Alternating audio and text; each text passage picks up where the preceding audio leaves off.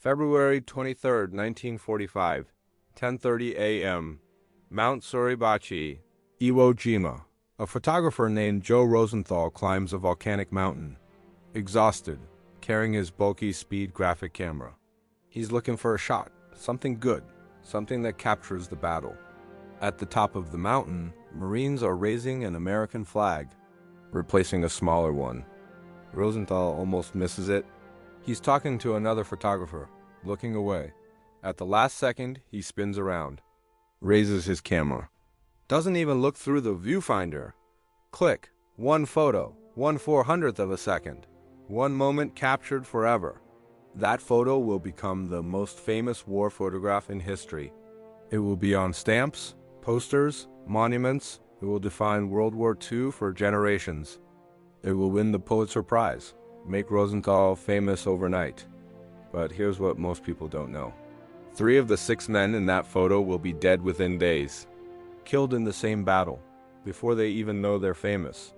The 3 who survive, their lives will be destroyed by fame, by guilt, by the weight of being immortalized in a photo.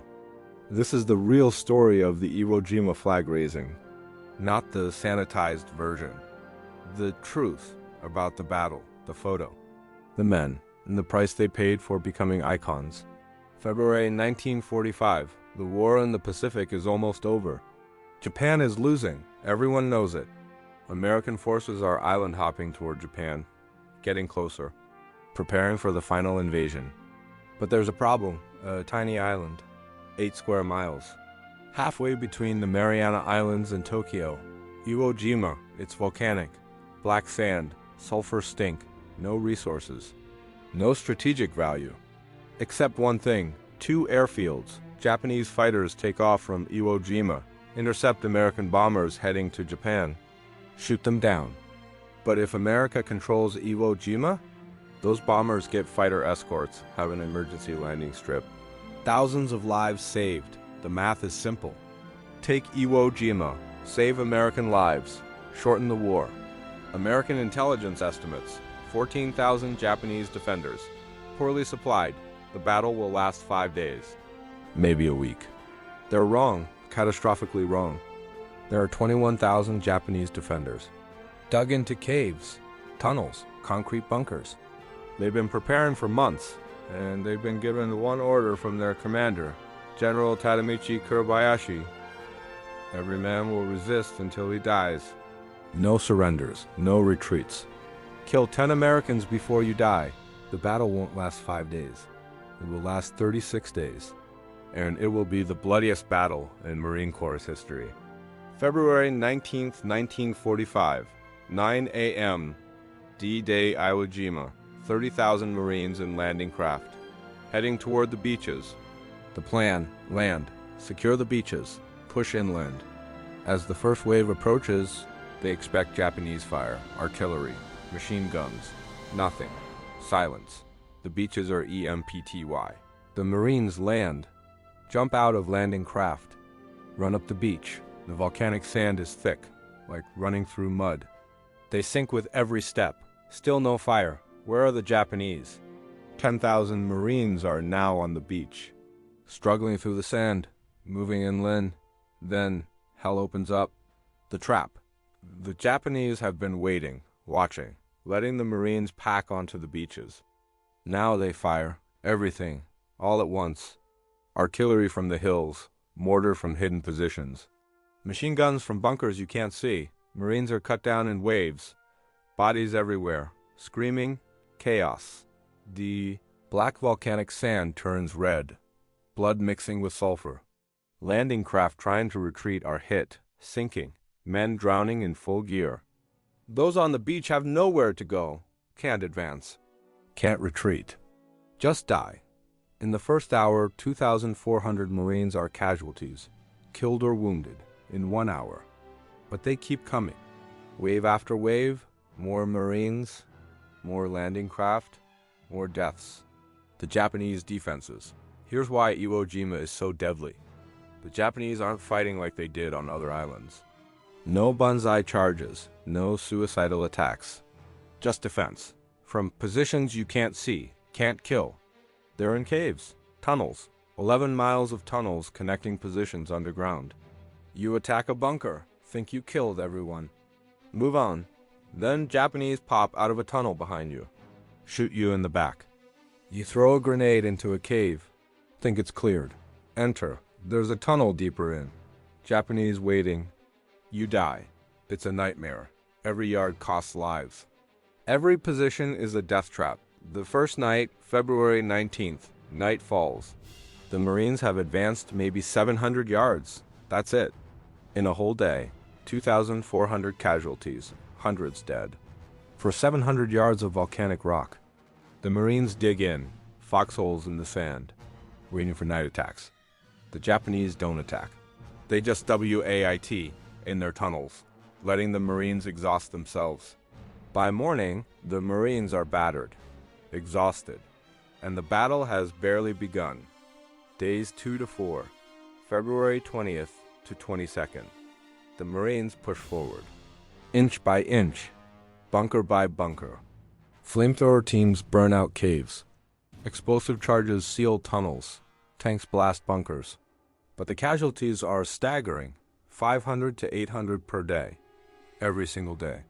By February 22nd, the Marines control the southern part of the island. They're at the base of Mount Suribachi, the volcano. From the top of Suribachi, Japanese observers can see everything. Call in artillery on any American position. Suribachi has to be taken. It's the KEY to the entire battle. February 23rd, the Marines are ordered to take Mount Suribachi. It's a 550-foot volcanic mountain, honeycombed with caves, defended by 1,000 Japanese soldiers. It's a death trap, but it has to be done.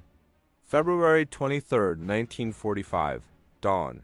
Easy Company, 2nd Battalion, 28th Marines is ordered to take Mount Suribachi. Their CO, Lieutenant Colonel Chandler Johnson, gives them a flag. A small American flag. When you get to the top, raise this. Let everyone know we took it. 40 Marines start climbing. Led by First Lieutenant Harold Schreier. They're expecting hell. They climb, slowly, waiting for fire, for grenades. For death. Nothing. The Japanese have mostly abandoned Suribachi. Pulled back to defend the northern part of the island. The Marines reach the top. 10:20 a.m. Still no fire. They find a long pipe. Attach the flag. Raise it. Cheer. Down below, Marines and sailors erupt, cheering, whistling, ship horns blaring. The flag is tiny. You can barely see it from the beaches. But it's there. America has taken Suribachi.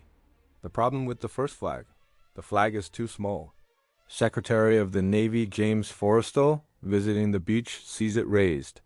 He says, I want that flag. For the Navy, it'll be a historic artifact. Colonel Johnson hears this. He's furious. That flag belongs to the 28th Marines. These men died taking that mountain. Johnson sends a runner with a second flag. Bigger. And orders, raise this one. Bring the first one back. The Navy isn't getting OUR flag, the second flag raising.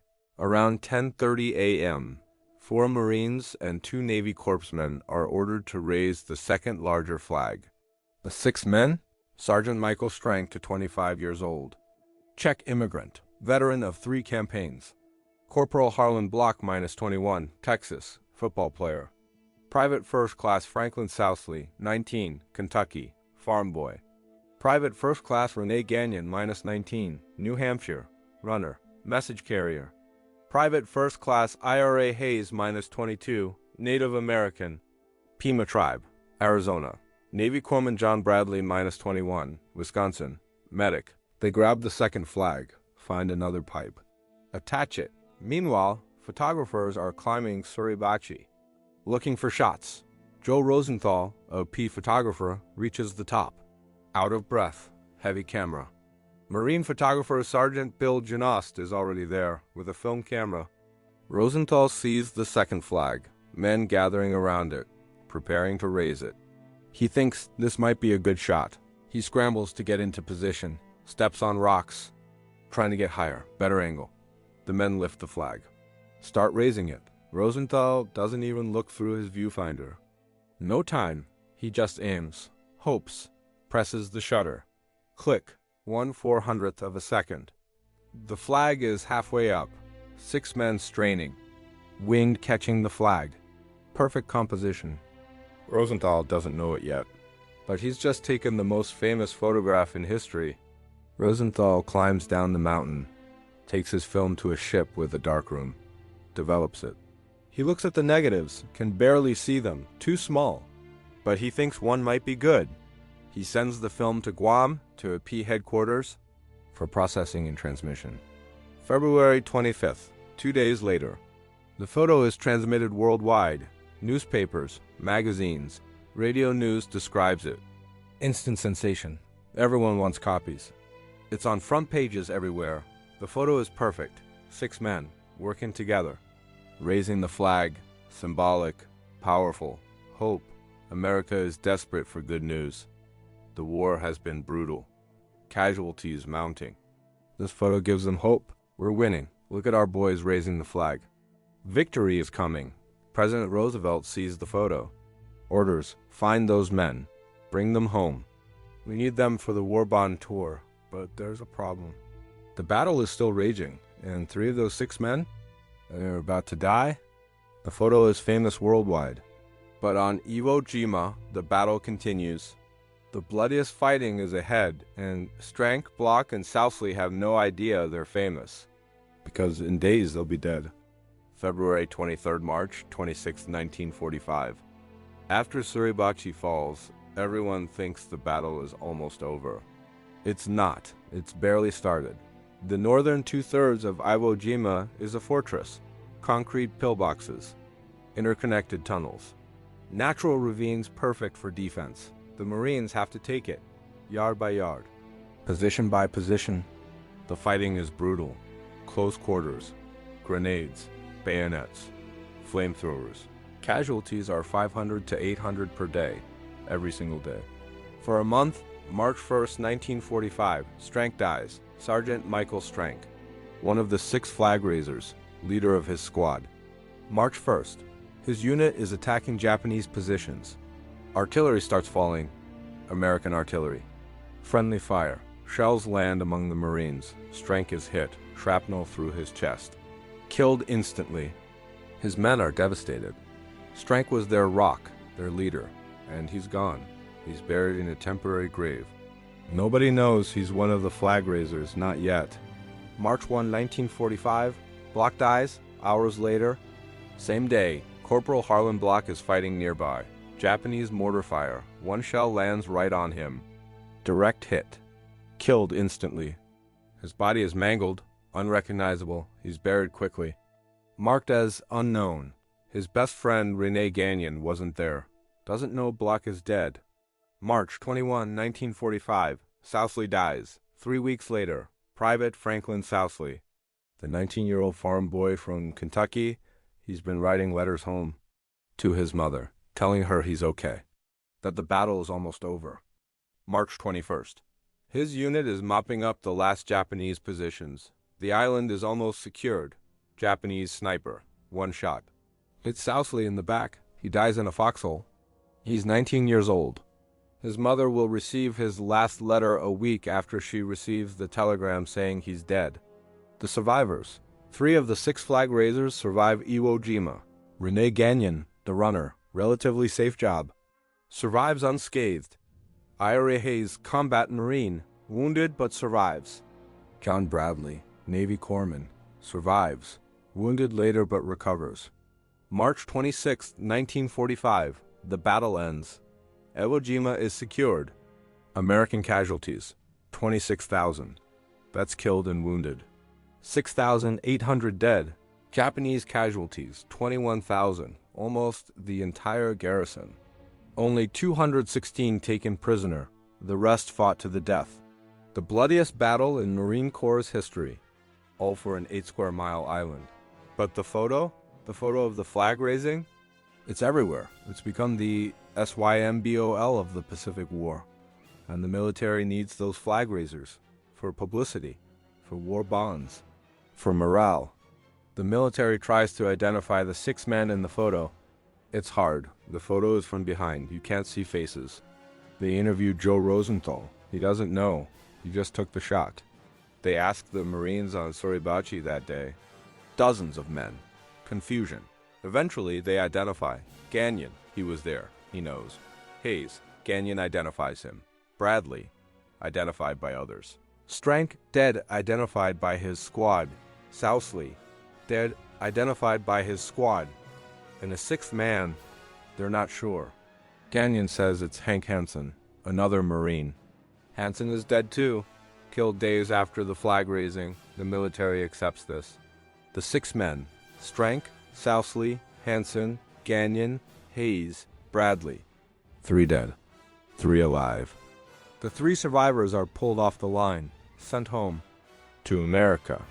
For the 7th War Bond Tour, they're about to become the most famous soldiers in America, and it will destroy them. Gagnon, Hayes, and Bradley arrive in America as heroes, but they're carrying guilt, survivor's guilt, fame they don't deserve, and ALIE about one of the men in the photo. A lie that will haunt them for decades. April 1945. Gagnon, Hayes, and Bradley return to America. They're heroes. Newspapers have published the photo everywhere. Americans know their faces, their names. They're ordered to participate in the 7th War Bond Tour, travel the country, give speeches, raise money for the war. They don't want to do it.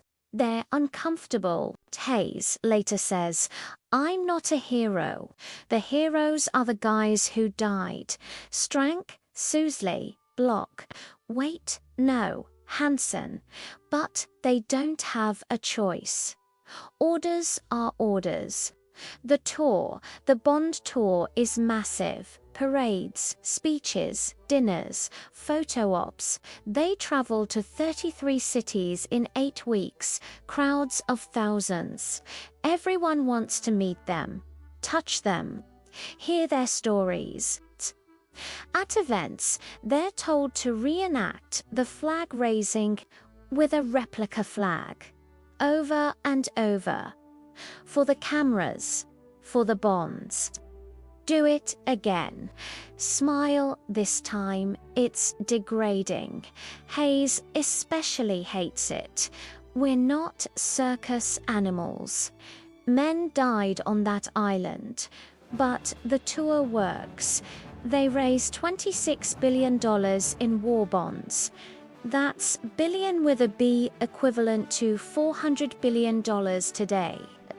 The money funds the rest of the war, pays for planes, ships, weapons. So in that sense, the tour is critical. It helps win the war, but for the 3 men, it's torture, the guilt. All 3 feel the same thing. We don't deserve this. Bradley, I didn't do anything special. I was just a corpsman doing my job. Gagnon, I was a runner. I carried messages. I barely fought. Hayes. The real heroes died. We're just the lucky ones who lived.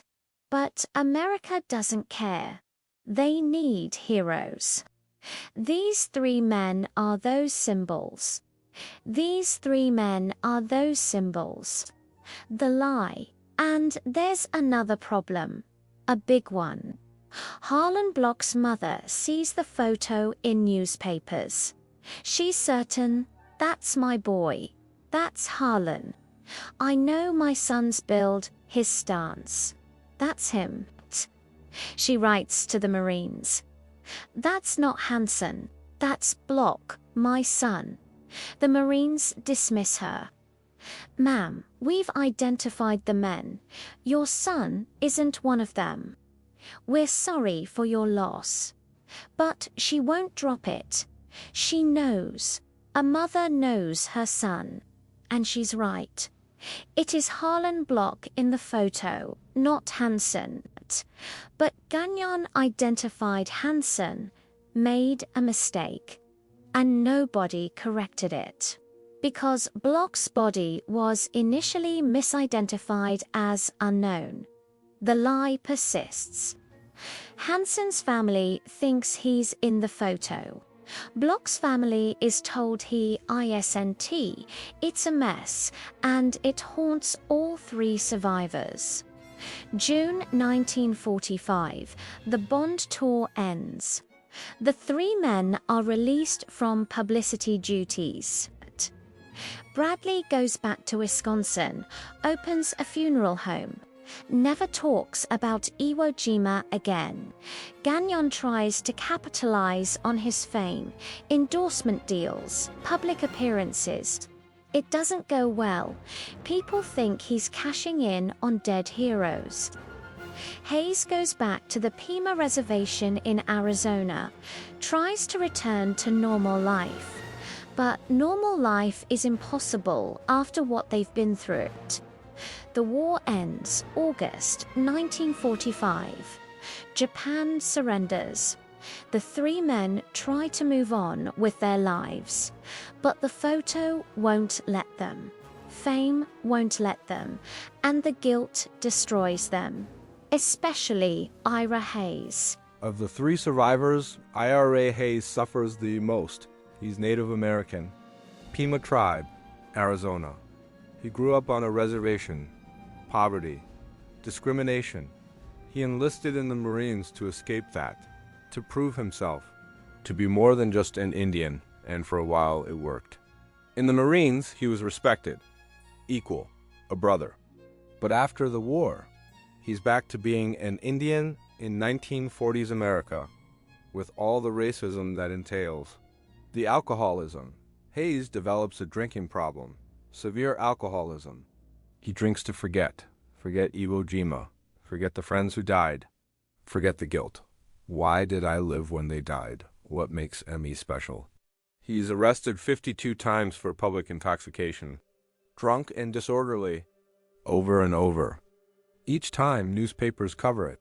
War hero arrested again. It's humiliating. People mock him. Some hero. Can't even stay sober. Hayes knows he's destroying himself, but he can't stop. The poverty. Hayes can't hold a job. The alcoholism. The PTSD, the depression, he tries.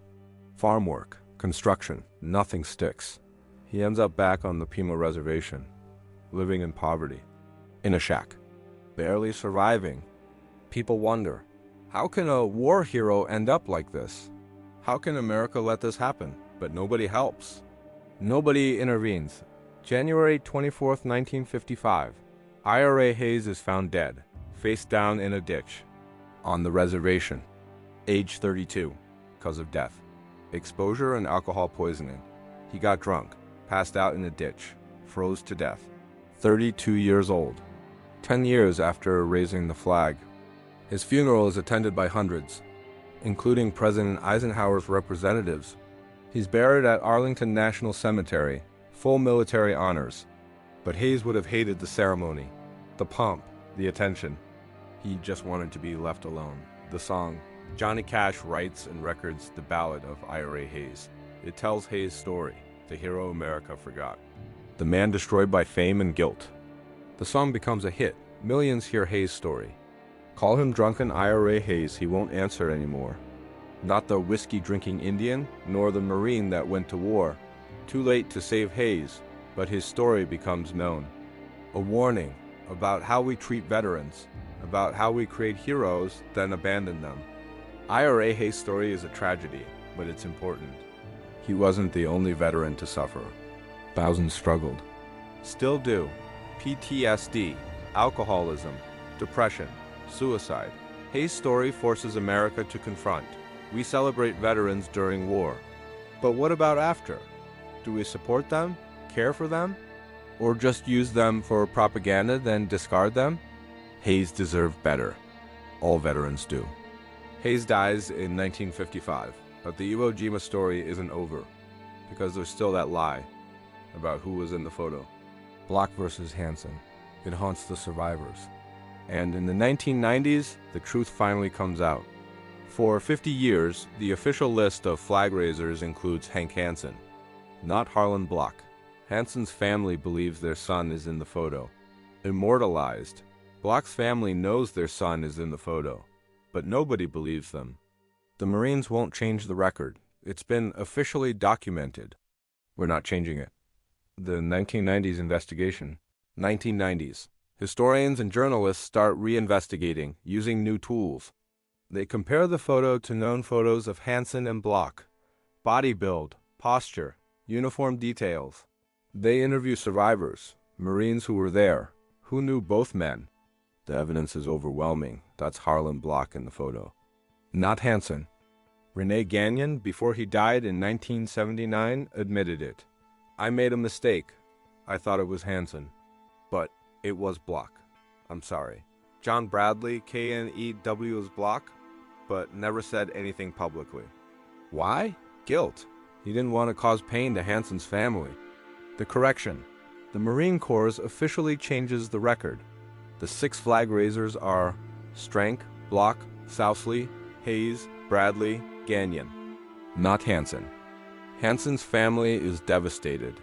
Our father lived his entire life thinking he was in the photo. Now you're telling us he wasn't? Bloch's family is vindicated. We knew it. We told you 50 years ago. It's a mess. Pain all around. But at least it's the truth. The monument. The Iwo Jima Memorial. The Marine Corps War Memorial in Arlington, Virginia. A bronze statue, 78 feet tall. Based on Rosenthal's photo, the 6 men raising the flag, frozen in bronze, forever. It's one of the most visited monuments in America. Millions see it every year. The inscription, "Uncommon valor was a common virtue." But how many visitors know the real story? The 3 men who died? The 3 who survived and suffered? Most just see the photo, the symbol, the icon. They don't see the people, the pain, the cost. The book Flags of Our Fathers by James Bradley, John Bradley's son, is adapted into a film by Clint Eastwood. The film tells the real story, the battle, the photo, the survivors, the aftermath. It shows the truth, the complexity, the tragedy. Millions see it. Learn the real story. Finally, after 60 years, people understand the photo is iconic. But the men in it were human, flawed, suffering. Heroes, yes, but also victims of war, of fame, of a nation's need for symbols. So what is the legacy of the Iwo Jima photo? What does it really mean, and how should we remember it? The Iwo Jima flag-raising photo is the most reproduced image in history. It's on stamps, posters, t-shirts, coffee mugs, everything. It's been parodied, referenced, copied thousands of times. But what does it mean? The obvious meaning: victory, hope, teamwork, patriotism, 6 men working together. Raising the flag, symbolizing America rising, overcoming. That's how it was used during the war. To sell bonds, to boost morale, and that worked. It raised billions. It helped win the war, the deeper meaning, but the photo means more than that. It's about sacrifice. Those 6 men, 3 dead, 3 destroyed. It's about the cost of victory. 26,000 casualties on Iwo Jima for an 8-square-mile island. It's about how we create heroes, then consume them, use them, discard them. Ira Hayes dead in a ditch at 32. John Bradley refusing to talk about it for 50 years. Harlan Bloch misidentified for half a century. The photo is beautiful, but the story behind it is tragic. The danger of icons. Here's the problem with iconic photos. They simplify. They reduce complexity to a single image. People see the Iwo Jima photo and think, glory, heroism, America winning. They don't think 6,800 Americans dead, 21,000 Japanese dead, survivors haunted for life. Icons are powerful, but they're also dangerous because they let us forget the messy, painful truth. So how should we remember the Iwo Jima flag raising? We should remember the photo. Yes, it's historically significant, artistically perfect. But we should also remember the men. Strank, the leader, killed by friendly fire. Bloch the Texan, killed by a mortar. Sousley, the farm boy, killed by a sniper days before going home. Hayes, the Native American, destroyed by guilt and alcohol. Bradley, the medic, silenced by trauma. Gagnon, the runner, burdened by accidental fame. We should remember Iwo Jima, the battle, 36 days of hell. We should remember the 6,800 American families who got telegrams. We should remember that war is never clean, never simple, never glorious. It's brutal, traumatic, costly. The Iwo Jima photo is a masterpiece. But it's also a warning about the cost of war, about how we treat heroes, about the difference between symbols and reality.